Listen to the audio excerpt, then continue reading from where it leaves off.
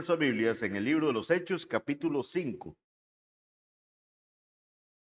Vamos a tratar de terminar el capítulo 5 el día de hoy.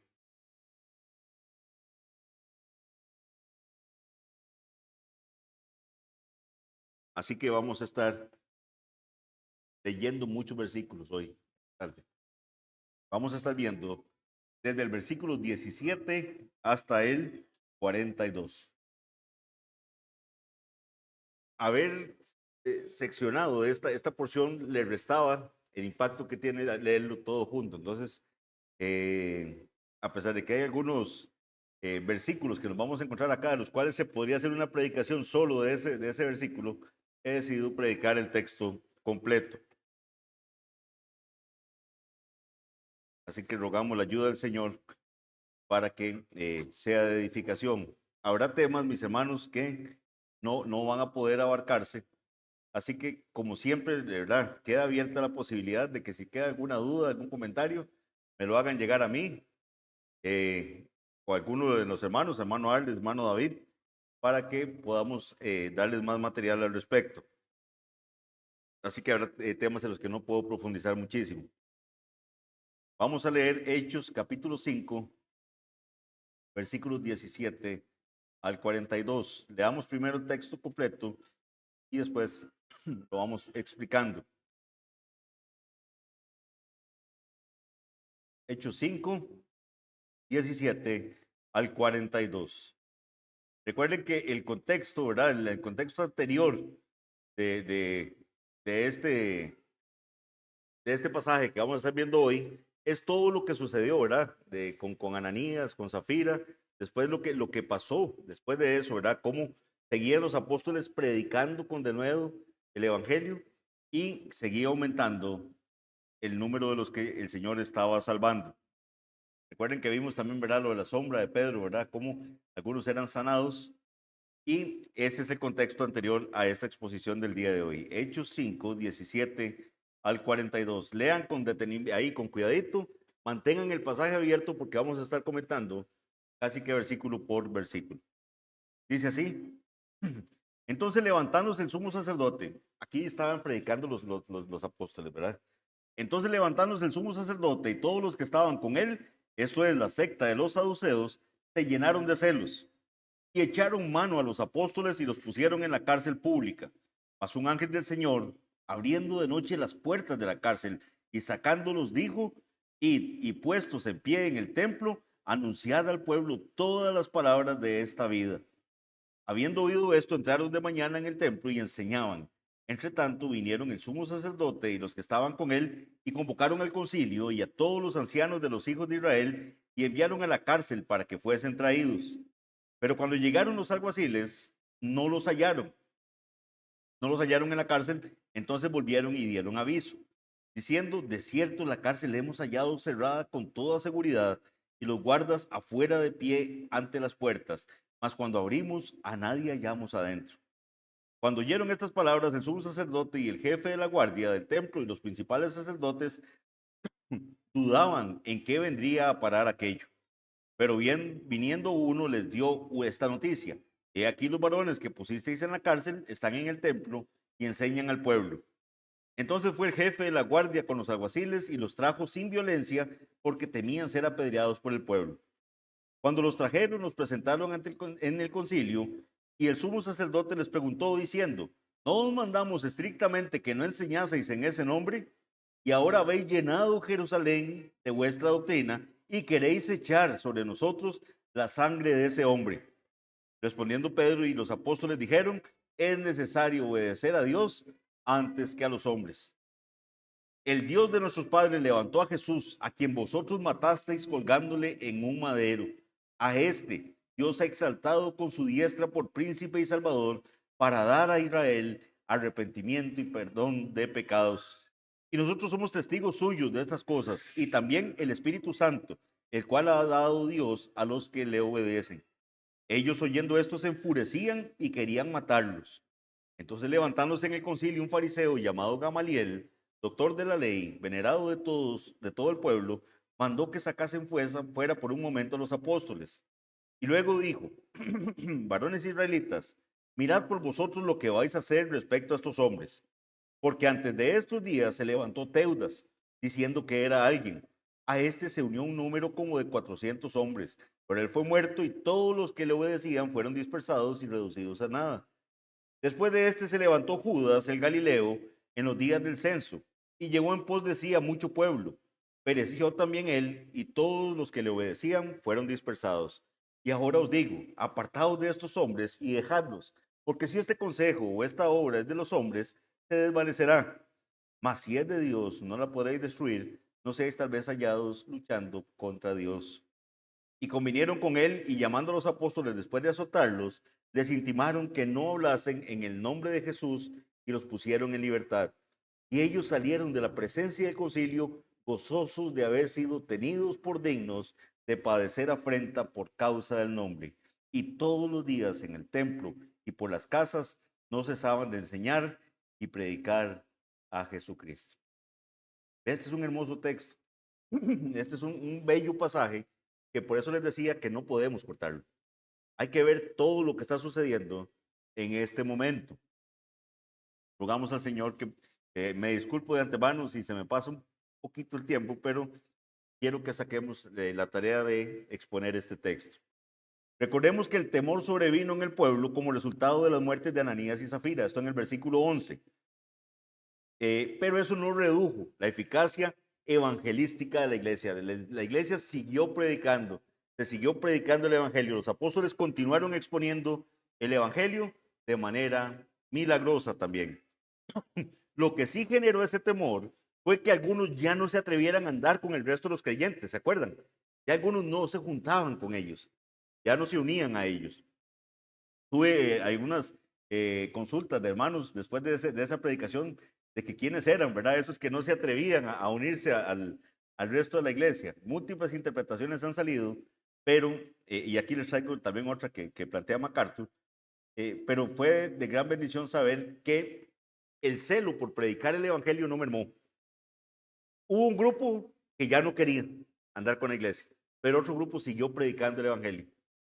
Y el pueblo, digamos, los demás tenían buen concepto, digámoslo así, de la iglesia. La iglesia no bajó los estándares para ganar a los perdidos y el crecimiento de la iglesia no disminuyó. ¿Cómo explica MacArthur lo que estaba pasando y cómo lo aplica la iglesia hoy en día? Él dice esto respecto a esos que ya no querían andar con el resto de la iglesia.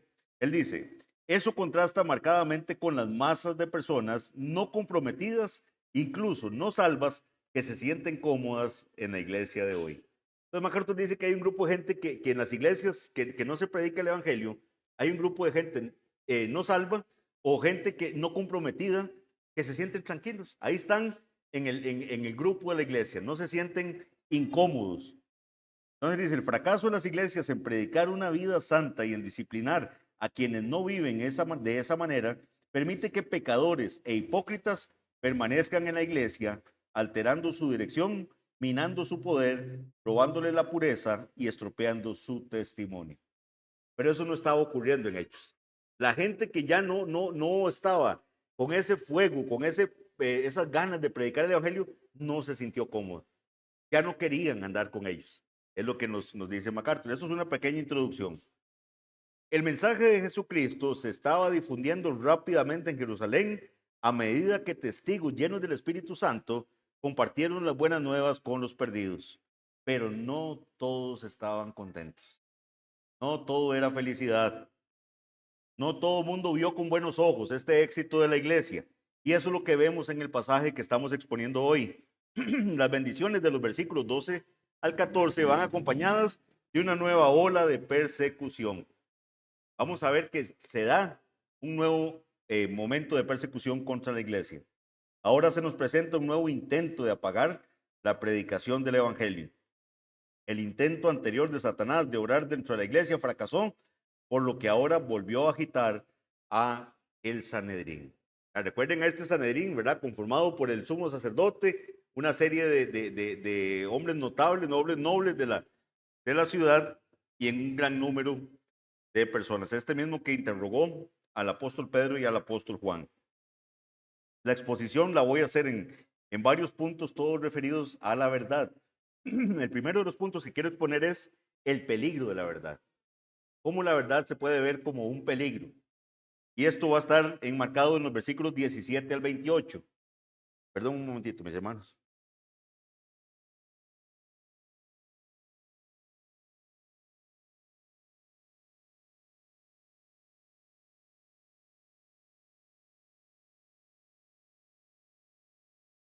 Al 28 vamos a ver el peligro de la verdad.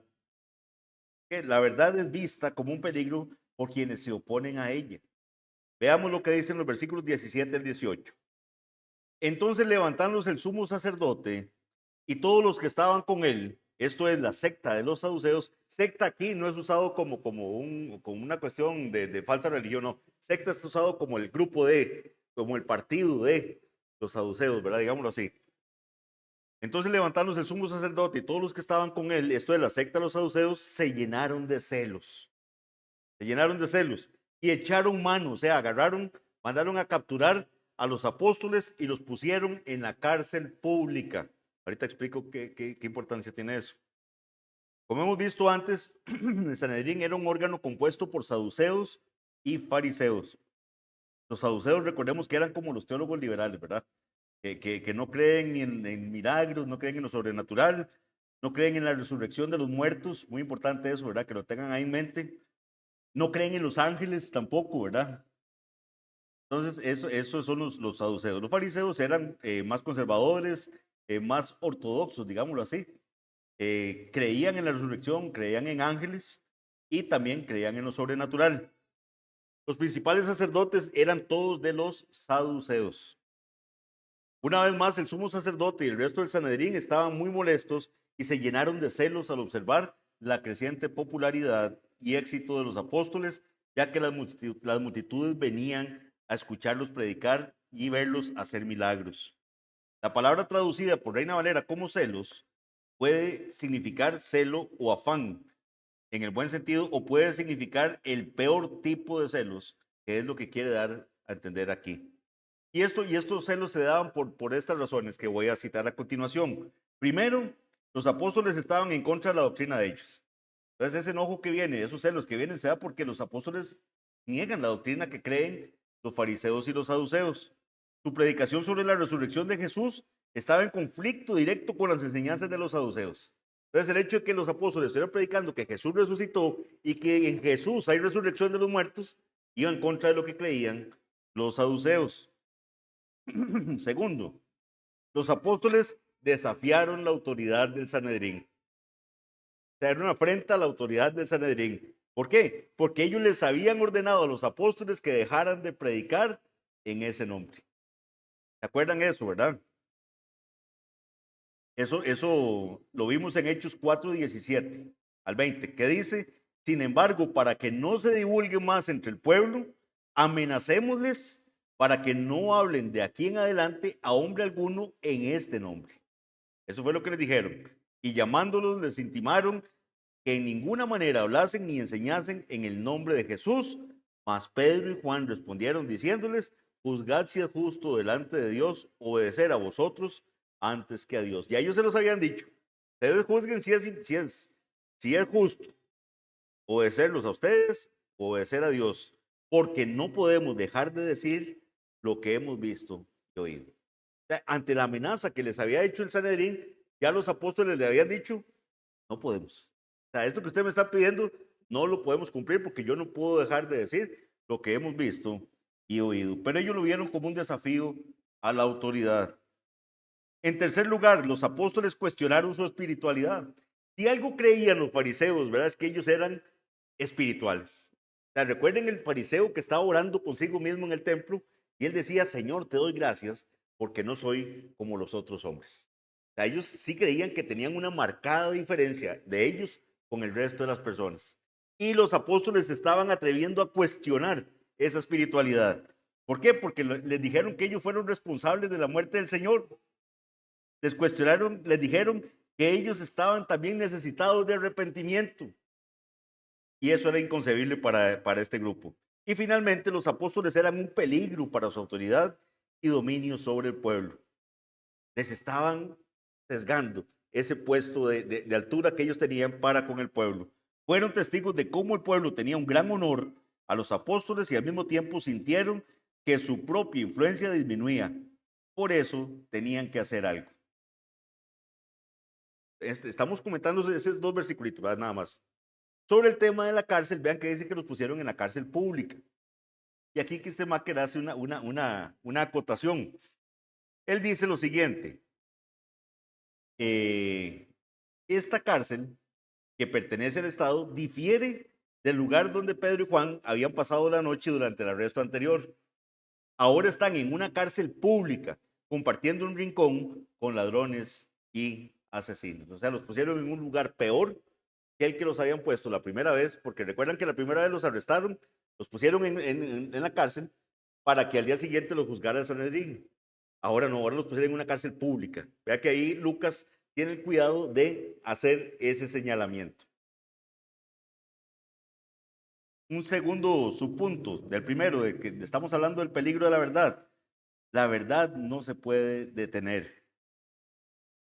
La oposición de Satanás le resultó en su contra. En lugar de detener la verdad, brindó una oportunidad para que Dios mostrara su poder. Versículo 19. Dice, mas un ángel del Señor, abriendo de noche las puertas de la cárcel y sacándolos, ahorita decimos que dijo, pero vemos que un ángel del Señor abre las puertas de esa cárcel pública. Ahora comentaba con Eddie antes de empezar la predicación. Vamos a ver que después ellos encuentran todo esto cerrado, ¿verdad? Pero aquí claramente nos dice que el ángel abrió. El ángel abrió, salen y después simplemente volvió a dejar todo como estaba antes. Mas un ángel del Señor abriendo de noche las puertas de la cárcel y sacándolos. El pasaje no nos dice si el ángel hizo caer sueño profundo sobre los guardias, de modo que no se dieron cuenta de que las puertas se abrían ni de que los apóstoles salían. Resulta así muy interesante el hecho de que el Señor usara ángeles para que se liberaran, ¿verdad?, los apóstoles. ¿Por qué resulta interesante? Porque quienes no creían en los ángeles, los saduceos. Entonces, como el Señor le dice, vea, para que vean que sí existen, ahí les mando un ángel para que libere a los apóstoles. Esto fue un verdadero problema para los saduceos porque ellos definitivamente no creían en esto. El versículo 20 nos dice, el ángel les dijo a los apóstoles, vean el mensaje que da el ángel, id, vayan, y puestos en pie en el templo, anunciad al pueblo todas las palabras de esta vida. Acababan de ser arrestados por estar predicando el evangelio. Y el ángel los libera y el mensaje es, vayan y prediquen el evangelio. Vayan y prediquen las palabras de esta vida. Cuando las multitudes abandonaron a Jesús durante su ministerio, él le hace una pregunta a los 12 en Juan 6:67. ¿Se acuerdan que hoy leímos Juan 6 y vamos a continuar leyendo estos versículos la próxima semana en la lectura continuada? Jesús sabía que lo habían venido a buscar porque le querían hacer reír. ¿Por qué? Porque habían comido y se habían saciado. Es más, la traducción literal de eso es que comieron hasta hartarse. Hasta eso fue lo que el Señor les dijo. Pero en Juan 6:67 dice, dijo entonces Jesús a los 12, ¿queréis acaso iros también vosotros? Porque la gente empezó a irse, ya no les gustó el mensaje de Jesús. Y la gente empezó a irse y les dijo, ¿ustedes también quieren irse? Le respondió Simón Pedro, Señor, ¿a quién iremos? Tú tienes palabras de vida eterna. Esas palabras de vida eterna eran las palabras que tenían que ir a predicar los apóstoles, las palabras de esta vida. Las palabras de esta vida. ¿Cuál vida? La vida eterna que está en las palabras de Cristo. Estas palabras entonces transmiten el mensaje de la salvación. Es el mensaje del evangelio. Cuando nosotros logramos entender que un pecador, la única forma en que puede ser salvo es que le prediquemos el evangelio, que le demos la buena noticia. ¿Cuál buena noticia? De que ya no está en condenación, de que hay una forma de presentarse ante nuestro Padre Celestial como justo, no por algo que nosotros hayamos hecho, sino por la obra de nuestro Señor Jesucristo. De que todos los seres humanos, desde que nacemos, estamos condenados por nuestra condición de seres humanos. Hemos nacido en pecado y la paga del pecado es la muerte. Por cuanto todos pecaron, dice Romanos 3:23, están destituidos de la gloria de Dios. Pero hay que dar esa buena noticia de que hay salvación en Jesucristo, de que Jesucristo sí vivió una vida santa, sin pecado, cumpliendo la ley, y que Él murió la muerte que nosotros merecíamos morir. Pero si nosotros no predicamos las palabras de esta vida, a eso es lo que nos ha mandado el Señor, a predicar las palabras de esta vida, esas palabras de vida eterna que Pedro dijo que tenía Jesús. ¿A quién iremos si solo tú tienes palabras de vida eterna? Y que Jesucristo vino y murió, y no solo murió, sino que fue sepultado y resucitó al tercer día, y también ya resucitado, predicó, encomendó a sus discípulos ser testigos, y fue llevado al cielo, a donde ascendió y está sentado a la diestra del Padre, intercediendo por nosotros. Sentado ahí hasta que el Señor ponga a sus enemigos por estrado de sus pies. Y va a venir por segunda vez. Versículos 21 al 26. Vamos un poquito rápido para poder abarcar el texto. Dice, habiendo oído esto, entraron de mañana en el templo y enseñaban. Entonces vea que los apóstoles no se ponen a cuestionar. Dice, pero es Ángel, venimos, nos están metiendo a la cárcel aquí por esto. Vean, ¿cómo nos vamos otra vez a ir ahí al templo? Ya hasta saben que ahí es donde estábamos predicando. Entonces ellos oyen lo que el ángel les está diciendo y dice que entraron de mañana en el templo y enseñaban. Entre tanto vinieron el sumo sacerdote y los que estaban con él y convocaron al concilio y todos los ancianos de los hijos de Israel y enviaron a la cárcel para que los trajeran. El enojo, los celos iniciales vinieron del sumo sacerdote y un grupo de gente que estaba con él. No sabemos cuántos, no sabemos, pero ya ahora el sumo sacerdote aquí está convocando ahora sí al pleno.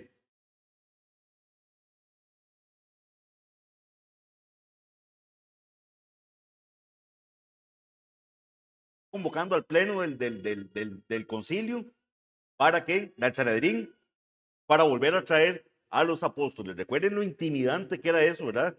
Este grupo de personas sentados en una semiluna ahí, interrogando a los apóstoles. Y entonces ya él vuelve a convocar al concilio, a los ancianos de Israel, y manda que traigan a los apóstoles de la cárcel, de esa cárcel pública, porque hasta donde ellos sabían todavía estaban ahí los apóstoles.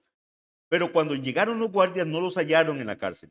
Entonces volvieron y dieron aviso diciendo, por cierto, la cárcel hemos hallado cerrada con toda seguridad. Vean qué interesante.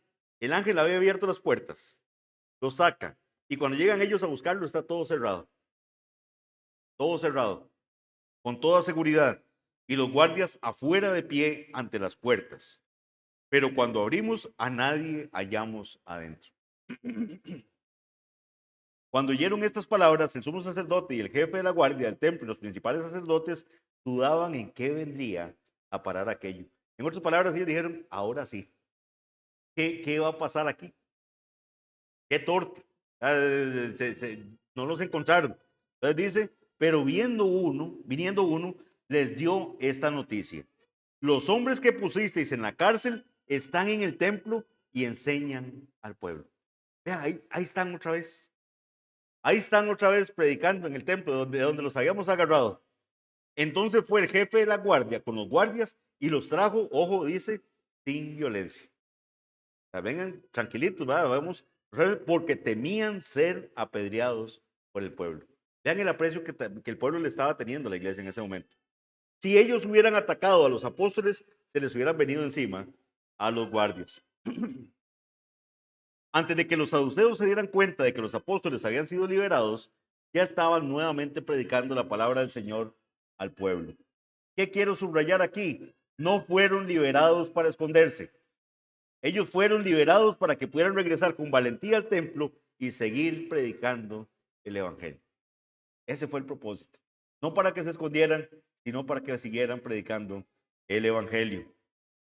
Versículos 27 al 28. Cuando los trajeron, los presentaron en el concilio y el sumo sacerdote les preguntó diciendo, ¿no os mandamos estrictamente que no enseñaseis en ese nombre? Esta palabra, mire, es que no se acuerdan. O sea, les dijimos, no prediquen más en ese nombre. Y ahora habéis llenado a Jerusalén de vuestra doctrina y queréis echar sobre nosotros la sangre de ese hombre. Está como diciendo, y encima nos culpa a nosotros, ¿verdad? Lo que dicen el sumo sacerdote. y el Sanedrín. No solo llenaron Jerusalén, sino que ustedes nos están echando la culpa de la muerte de ese hombre. Ni siquiera se atreven a decir el nombre de Jesús. Ahora es interesante notar que el sumo sacerdote no les pregunta cómo salieron de prisión, ¿verdad? Ustedes ven eso. Es que uno dice, la pregunta lógica hubiera sido, ¿cómo salieron? ¿Cómo se escaparon de la prisión?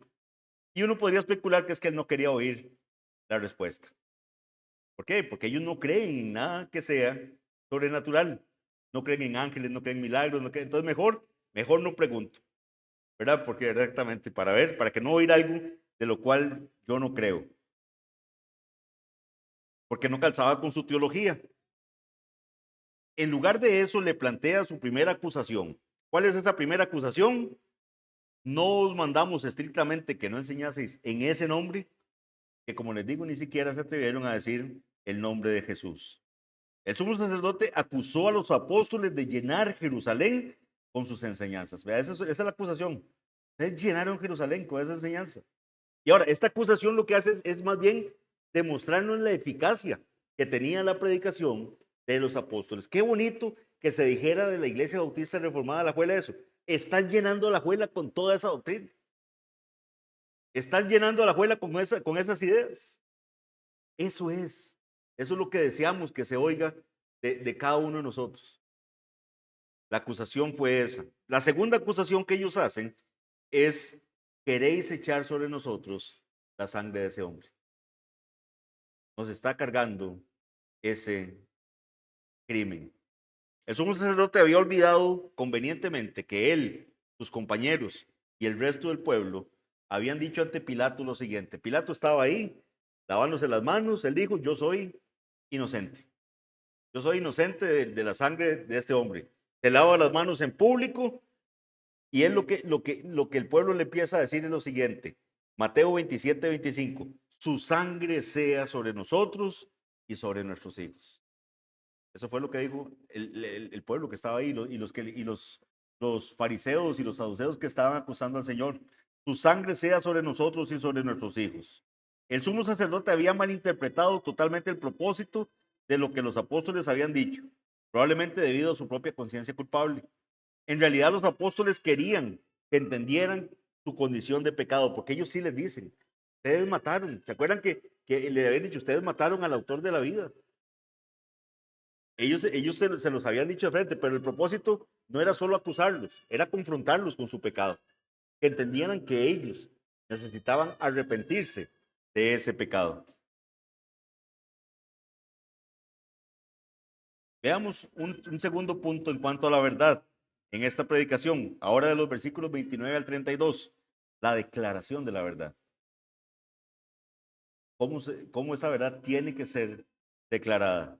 Versículo 29. Respondiendo Pedro y los apóstoles dijeron: es necesario obedecer a Dios antes que a los hombres. Ya hemos visto que Pedro ha sido el vocero, ¿verdad?, del grupo de creyentes desde que Jesús ascendió al cielo. Que uno admira, ¿verdad? Ver cómo Pedro es el que van a algo y él es el que sale, ¿verdad?, hablando, o el que quiere primero caminar sobre el agua, o el que dice: no, Señor, yo no te negaré. O sea, uno ve a Pedro siempre siendo, ¿verdad?, ese vocero. Él ya había sido el vocero en el aposento alto, esto cuando vimos el capítulo 1. Ya había sido el vocero a las multitudes en Pentecostés, cuando vimos el capítulo 2. Había sido el vocero a la multitud en el pórtico de Salomón, esto cuando vimos el capítulo 3. Y al Sanedrín, cuando vimos el capítulo 4. Y ahora de nuevo es el que se dirige aquí al Sanedrín. Cuando Pedro, con el asentimiento de los apóstoles, dice que ellos obedecen a Dios antes que a los hombres, lo que está haciendo es anular la crítica de que ellos desobedecieron. Entonces ellos lo que están diciendo es: no, nosotros no desobedecimos. Nosotros estamos aquí aplicando el principio de que me es necesario obedecer a Dios antes que a los hombres. Los miembros del Sanedrín saben de la validez de ese principio.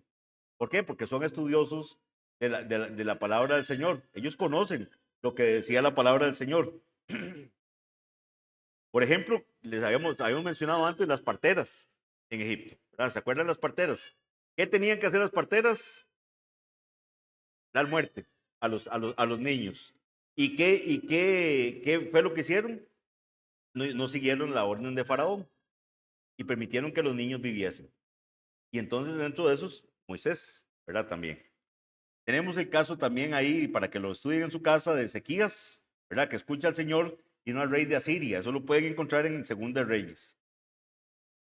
La Escritura enseña que Dios bendice la obediencia, pero aborrece la desobediencia. Por lo tanto, los apóstoles deben obedecer a Dios y no las órdenes del sumo sacerdote. Aunque el sumo sacerdote era una autoridad, cuando la autoridad me ordena hacer algo que va en contra del mandato de mi Señor, me es necesario obedecer a Dios antes que a los hombres. Y esto, mis hermanos, da como para una prédica completa, ¿verdad? ¿Por qué? Porque este principio vamos a estarlo aplicando en toda nuestra vida. Hay gente que difunde el que nosotros no tenemos por qué obedecer a las autoridades terrenales, lo cual es contrario al mensaje de la palabra de Dios. Más bien la palabra nos manda a obedecer a las autoridades terrenales porque son puestas por Dios. Pero cuando estas autoridades terrenales me obligan a hacer algo que va en contra de lo que mi Dios me está pidiendo en su palabra, me es necesario obedecer a Dios antes que a los hombres. Y entonces viene el versículo 30 y dice, el Dios de nuestros padres levantó a Jesús, a quien vosotros matasteis colgándole en un madero. Nuevamente ellos vuelven a confrontar al Sanedrín diciéndole, ustedes lo mataron, ustedes lo mataron.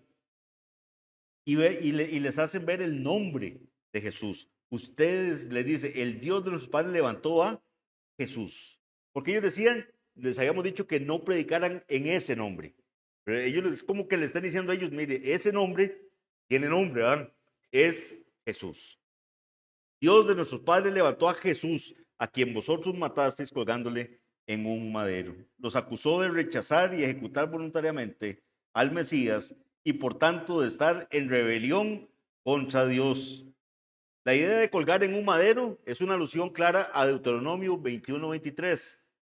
Es aquel de maldito todo aquel que es colgado en un madero. Eso va a estar citado después en el Nuevo Testamento, como vamos a ver.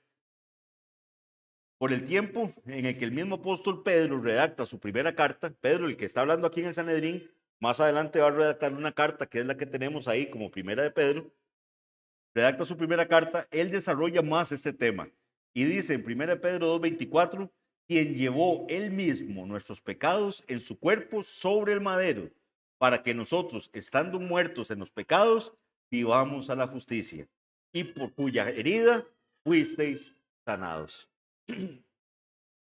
En Gálatas 3:13, Pablo desarrolló aún más este tema.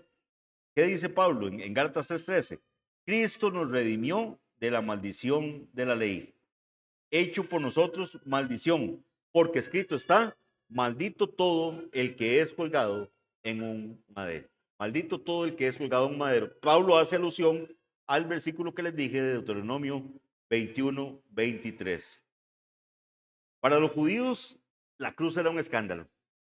La cruz era algo espantoso, pero los apóstoles no ocultaban la muerte de Jesús, sino que la presentaban como un triunfo de Dios, quien había establecido todo esto de antemano. Isaías ya había profetizado todo lo que el siervo sufriente tenía que sufrir. Ellos declaran esta verdad, los apóstoles, exaltando la figura de Cristo, la cual es minimizada por el Sanedrín. Vean lo que dice el versículo 31. A este Dios ha exaltado con su diestra por príncipe y salvador. Esto es lo que les decía. Vean qué interesante esto. Él les dice, este Jesús de que estamos hablando, Dios lo ha exaltado y está a su diestra. Y dice, Dios ha exaltado con su diestra, perdón, por príncipe y salvador, para dar a Israel arrepentimiento y perdón de pecados. Este versículo, mis hermanos, es muy importante que ustedes lo tengan siempre presente. No solo por lo que vamos a ver de príncipe y salvador, sino para que veamos cómo Dios da el arrepentimiento y el perdón de pecados. Pedro está repitiendo partes del sermón que había predicado en Pentecostés. Ustedes ven elementos muy parecidos. Ese día, él dijo a su audiencia que Jesús había ascendido al cielo para tomar su lugar junto a Dios, el Padre, en cumplimiento de la profecía, Dios el Padre, perdón, en cumplimiento de la profecía mesiánica del Salmo 110. ¿Qué dice Hechos 2:34 al 35? Que ya lo estudiamos. porque David no subió a los cielos. Entonces lo que Pedro decía en la predicación es, aquí esto no está hablando de David. El Salmo 110 no está hablando de David. Está hablando de alguien más. Porque nosotros, ¿verdad? Sabemos dónde está el enterrado David. David murió. Entonces aquí tiene que estar hablando de alguien más, decía Pedro.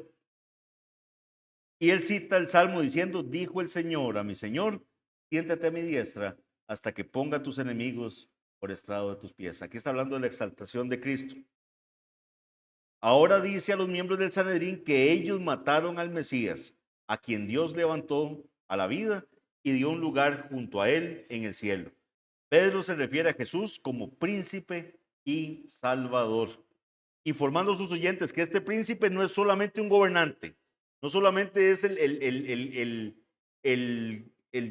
¿verdad? El Hijo de Dios gobernante, sino también que es el Salvador.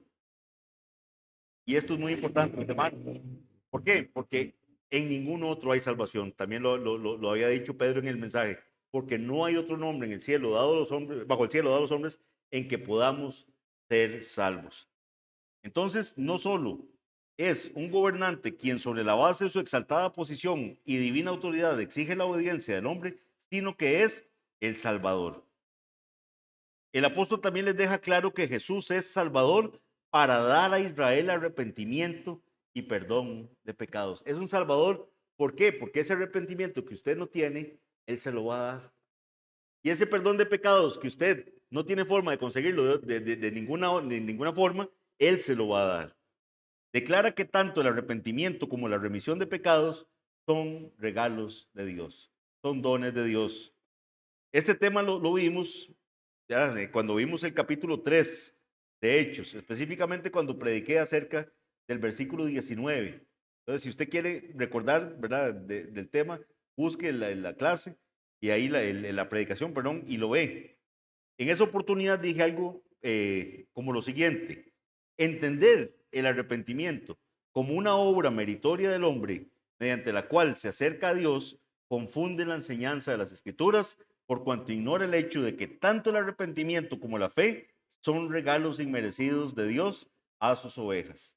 Dios le regala ese arrepentimiento a sus ovejas. De otra manera, nosotros no nos arrepentiríamos de nuestros pecados. Al hombre le gusta pensar que sí.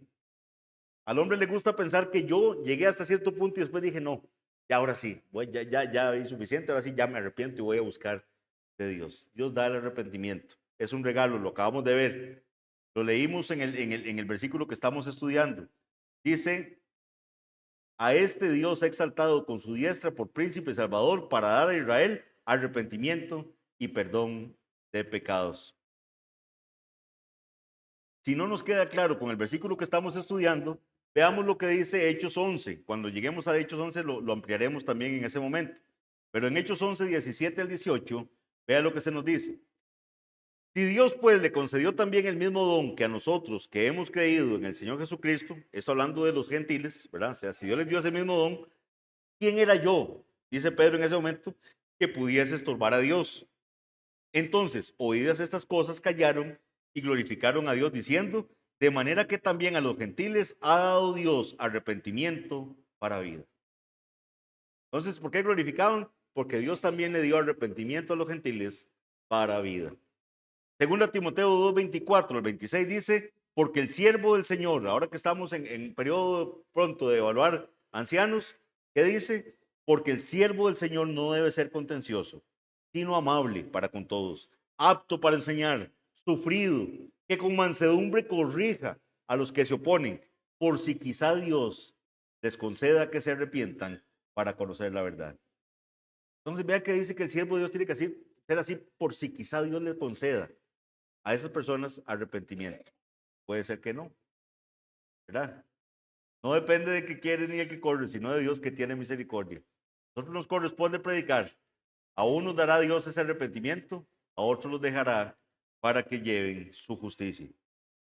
Por si quizá Dios les conceda que se arrepientan para conocer la verdad y escapen del lazo del diablo en que están cautivos a voluntad de él. El pecador que está pecando está cautivo ahí por el diablo a voluntad de él.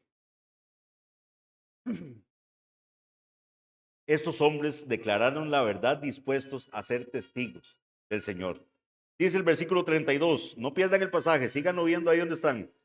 Estamos en Hechos 5, versículo 32, y nosotros somos testigos suyos de estas cosas y también el Espíritu Santo, el cual ha dado Dios a los que le obedecen. Ya hemos visto cómo los apóstoles se convirtieron en testigos. Jesús les dijo, ustedes no estén preguntando tanto por las señales, ¿verdad? Del fin. Dice, pero recibiréis poder y ellos iban a ser testigos del Señor en todas estas regiones que el Señor les mandó a predicar. Pero Pedro destaca ahora la presencia de otro testigo más en esa labor de atestiguar.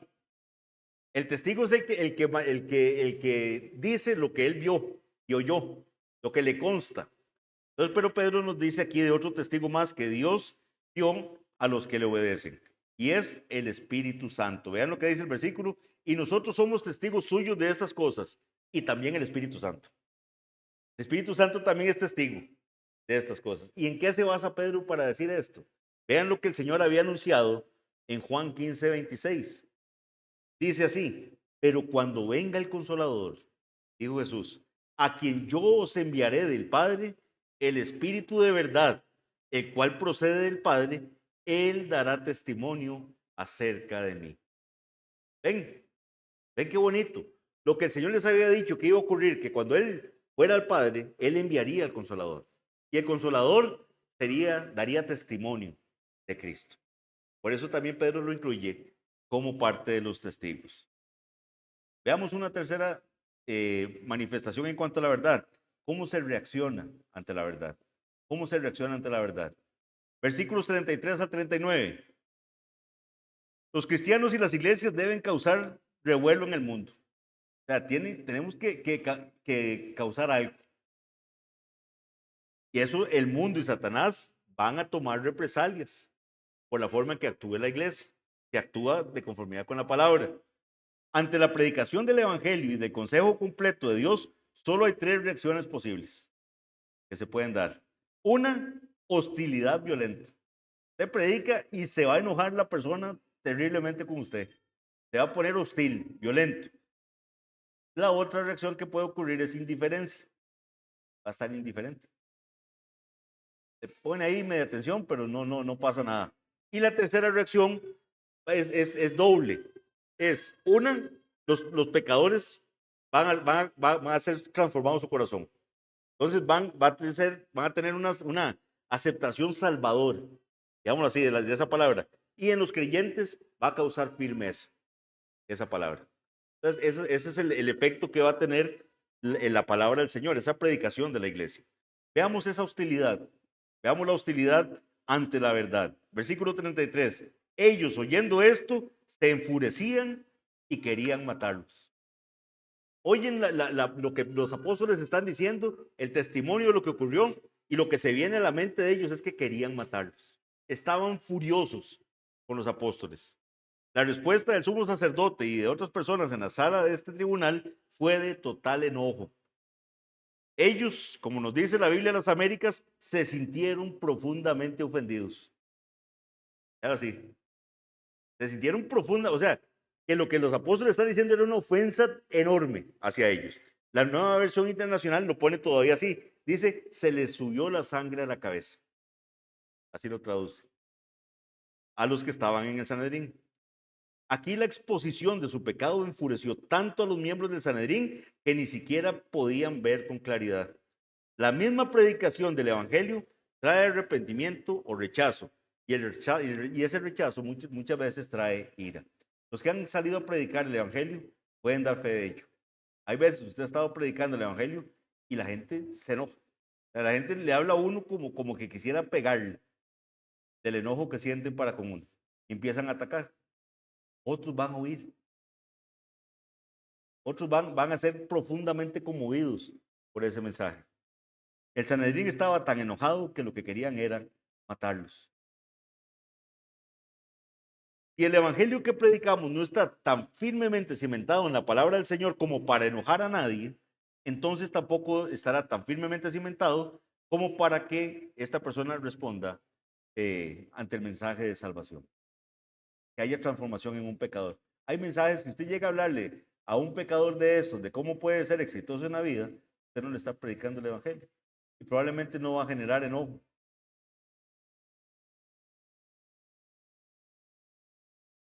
Necesitamos predicar el evangelio. El evangelio es lo único que Dios usa para que un pecador que está muerto en sus delitos y pecados escuche la voz del buen pastor llamando a sus ovejas.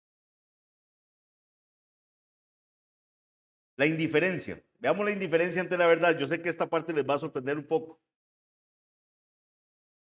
¿Quién actúa aquí con indiferencia en este relato? Versículos 34 al 39.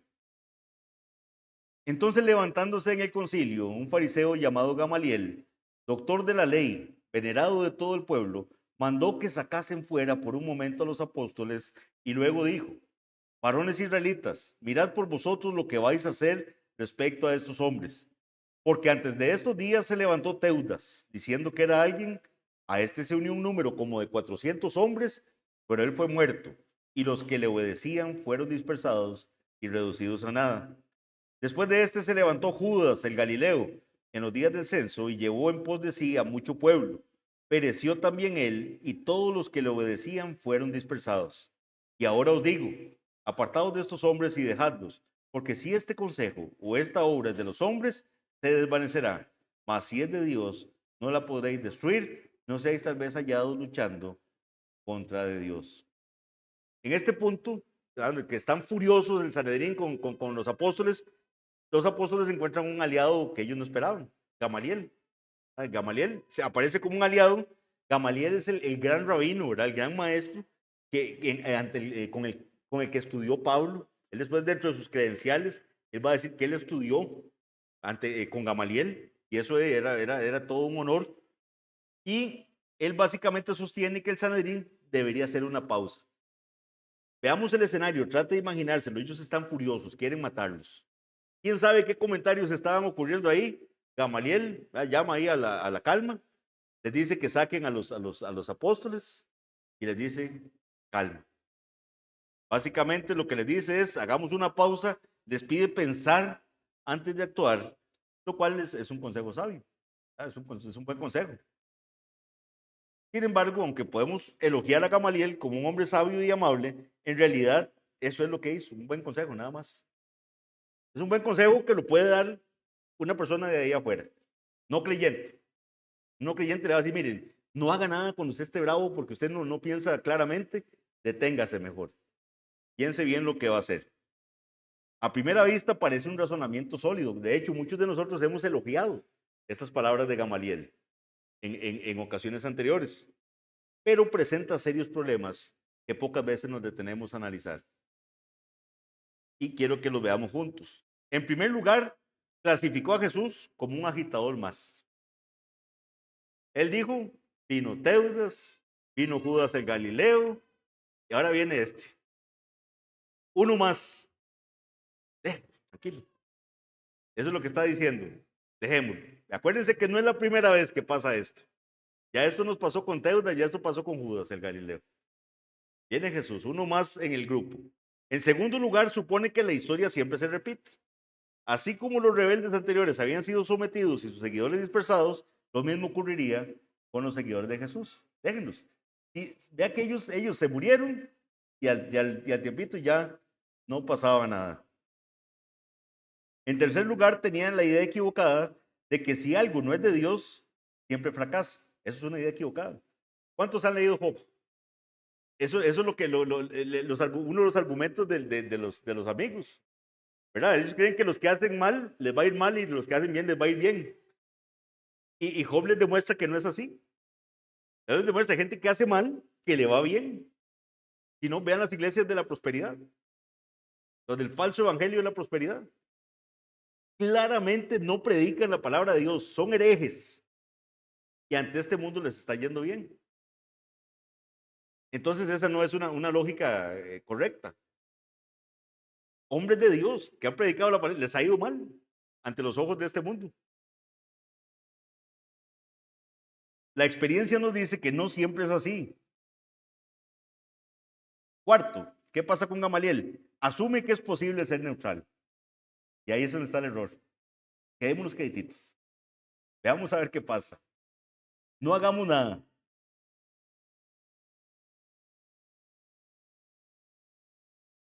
Y Jesús claramente dijo que con él no se puede ser neutral. Usted no puede estar en una iglesia y quedarse aquí como queditito, ni me meto mucho, ni no me meto del todo, pero aquí estoy, ¿verdad? Como, y lo que Gamaliel les dice, dejemos a ver qué pasa, dejemos a ver qué pasa. ¿Qué dijo Jesús en Mateo 12:30? El que no es conmigo, contra mí es. O sea, el que no está conmigo, está en mi contra. Y el que conmigo no recoge, desparrama. Aquí no hay esa media. Como que yo soy aquí el término medio. No, es que yo no, ni tan aquí ni tan allá. Yo soy de aquí, del centro. No, el que conmigo no recoge está votando. El que no es conmigo está contra mí. Es lo que dice Jesús.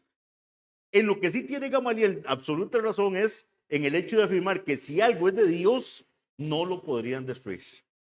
Eso es lo que sí tiene razón Gamaliel. Si esto es de Dios, ustedes no van a poder destruirlo. Pero el consejo que da Gamaliel no es del todo correcto. Vean qué interesante. Porque digamos, ¿cuál hubiera sido el consejo correcto? No, tiene que ser el Cristo. Como decía el pueblo, cuando venga el Cristo, ¿hará alguien más señales que lo que estamos viendo que hace este? No, sigámoslo. Es Él. El mensaje de Gamaliel es, demos tiempito. Como les digo, es un mensaje sabio, humanamente sabio, pero no es un mensaje correcto. Y ese es el punto de que ante la verdad no podemos ser neutrales. Trágicamente Gamaliel en ese momento no se comprometió a seguir a Cristo. No sabemos si lo hizo después. Ahí yo busqué en la historia y hay de todo, ¿verdad? Entonces hay gente que dice que no, y hay otros que dicen que sí, que posteriormente se convirtió al cristianismo. Lo que pasa es que es muy especulativo todo. No sabemos, no sabemos si después se convirtió. Lo que nos debe recordar algo. ¿Cuándo es el día de salvación? Hoy. Si usted escucha la voz del Señor, no endurezca su corazón. Hoy, usted no sabe lo que va a pasar mañana. Segunda Corintios 6:2. En tiempo aceptable te he oído y en día de salvación te he socorrido. He aquí ahora el tiempo aceptable, he aquí ahora el día de salvación. Hebreos 3:15 dice, entre tanto que se dice, si oyere y soy su voz, no endurezcáis vuestros corazones como en la provocación. La respuesta de Gamaliel se parece a la de muchos. Demos un tiempito. Demos un tiempito. Vamos a ver qué pasa. ¿Qué rumbo toman las cosas? Hoy es el día de salvación. El que a mí viene, dice el Señor, yo no le echo fuera. Si el Señor le ha estado llamando y usted ha sido necio, no ha dicho, Señor, perdóname. Sí, yo he pecado delante de ti. Perdóname. Entienda que usted no tiene su vida comprada. Veamos ahora el último punto de la predicación y es la firmeza ante la verdad. Esa reacción de que ante un cristiano tiene que generar firmeza, la verdad. Versículos 40 al 42. Y convinieron con él, o sea, con Gamaliel, y llamando, o sea, le dieron la razón. Le compraron la receta, digámoslo así, a lo que Gamaliel estaba proponiendo. Y dice, y convinieron con él, y llamando a los apóstoles, después de azotarlos, les intimaron que no hablasen en el nombre de Jesús y los pusieron en libertad. Y ellos salieron de la presencia del concilio gozosos. Ve qué reacción más extraña. Salen de aquel momento tan terrible gozosos de haber sido tenidos por dignos de padecer afrenta por causa del nombre. Y todos los días en el templo y por las casas no cesaban de enseñar y predicar a Jesucristo. O sea, no sirvió tampoco la amenaza que le hicieron. Pero ¿saben qué detallé cuando estaba haciendo esta exposición? Que no meditamos lo suficiente en que ellos los soltaron después de azotarlos. Fueron azotados. Y este azotarlos, vieran que no es cualquier azote. ¿Qué tan grave fue lo que le hicieron a los apóstoles? Según estudiosos y varios comentarios que estuve revisando, la palabra azotarlos en el versículo 40 puede traducirse también como desollarlos. despellejarlos. Les levantaron la piel. O sea, sufrieron, ¿verdad? La forma en que los castigaron les levantó la piel. Los azotes que recibieron les arrancaron la piel de la espalda probablemente. No era cualquier cosa. Se sabía que la gente moría, inclusive de ese tipo de azotes. La flagelación estaba destinada a ser una seria lección para los infractores. Sin embargo, incluso después de ser tan severamente azotados, los apóstoles no se sintieron intimidados ni desanimados. No dijeron, no, ya ahora sí, así ya no. Ya nos amenazaron la vez pasada y fuimos, pero ya así con golpes, ya yo no. Eso no fue la reacción de los apóstoles. Se sintieron gozosos, dice la palabra del Señor. Se fueron gozosos, no por haber sufrido, no de que diciendo, mira qué bendición esta levantada de piel. No, eso no fue lo que dijeron. Ellos se sintieron gozosos por haber sido tenidos por dignos de padecer afrenta por causa del nombre. O sea, diciendo, el Señor me tiene por digno de yo padecer por predicar su nombre. Y eso fue lo que les produjo gozo.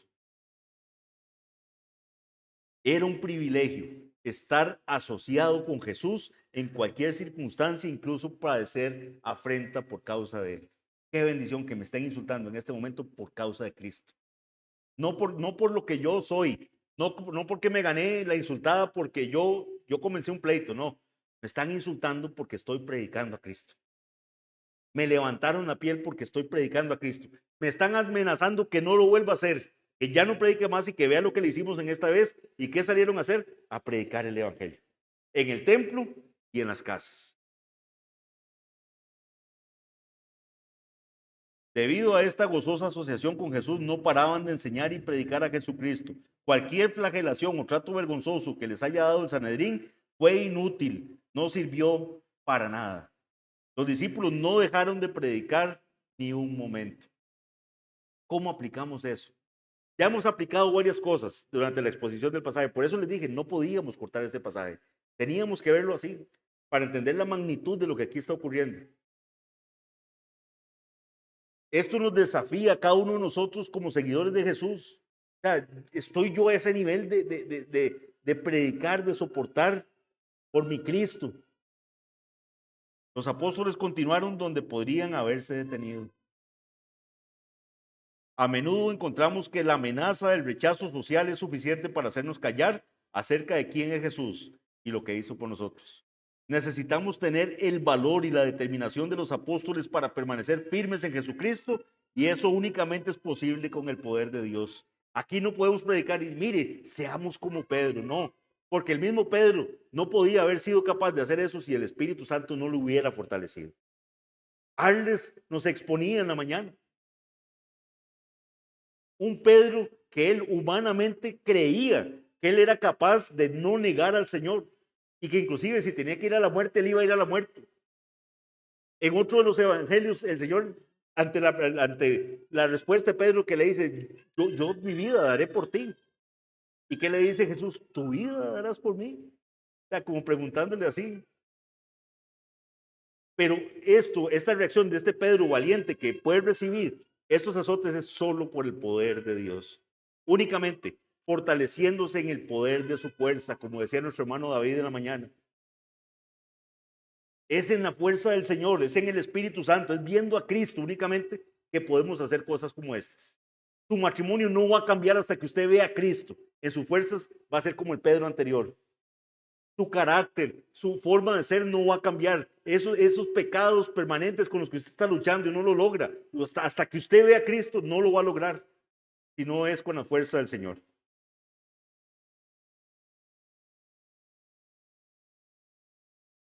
Esto es únicamente posible con el poder de Dios. Pensamos que padecer afrenta en el nombre de Jesús o por el nombre de Jesús es como un veneno mortal que nos va a matar. Bajo la obra del Espíritu Santo de Dios, esa afrenta acumulada sobre nosotros por la causa de Jesús puede ser como un estímulo, más bien vitaminas para seguir predicando el Evangelio, que nos van a hacer más fuertes, pero solo por el poder del Señor, nada más. Él es el que nos fortalece. Spurgeon dijo lo siguiente, dice, ahora exhorto a cada cristiano aquí a hablar con valentía en el nombre de Cristo, según tenga la oportunidad, y especialmente a cuidar esa tendencia de nuestra carne a tener miedo. Lo que prácticamente nos lleva a intentar salir indemnes y salvarnos de problemas. Entonces Spurgeon dice, nosotros tenemos una tendencia a tener miedo, a querer zafarnos de no tener ninguna consecuencia, ningún problema. No teman, dice, sean valientes por Cristo, vivan valientemente por aquel que murió amorosamente por ustedes. Pongamos nuestra mirada en Jesucristo, mis hermanos. Vean, si por algo quiero que me recuerden es que siempre se lo recordé. Corramos con paciencia la carrera que tenemos por delante, puestos los ojos en Jesús. Esa es la forma en que tenemos que llevar nuestro cristianismo, puestos los ojos en Jesús, no en usted, no en lo que usted está logrando, no, es en Cristo. Y en clamarle a Él, en darle toda, echarnos toda nuestra ansiedad sobre Él, porque Él tiene cuidado de nosotros. Es viendo a Cristo. Pongamos nuestra mirada en Jesucristo y corramos con paciencia la carrera que tenemos por delante. Únicamente con el poder del Espíritu Santo soportaremos con valentía lo que debemos soportar, jamás en nuestras fuerzas. Vamos a orar. Padre bendito, Señor, gracias. Gracias por un pasaje como este, Señor. Vemos a tu iglesia valiente predicando el Evangelio, Señor, siendo afrentada por ello, siendo liberada, Señor, pero no para esconderse, sino para seguir predicando el Evangelio. Padre bendito, vemos a tu iglesia sufriendo las consecuencias de predicar el Evangelio, pero también vemos a tu iglesia seguirlo haciendo a pesar de. Ayúdanos, Señor, a ser una iglesia valiente. Danos fuerzas, danos sabiduría, que el Espíritu Santo nos fortalezca, Señor. Ayúdanos a ser llenos del Espíritu Santo para poder predicar con valentía, a conducirnos en esta tierra, Señor, no temiendo a nada ni a nadie, Señor, sino temiéndote únicamente a ti. Te damos las gracias, llévanos con bien a los hogares y que la paz sea en cada uno de nuestros corazones. Que la gloria sea para ti, en el nombre de Jesús. Amén.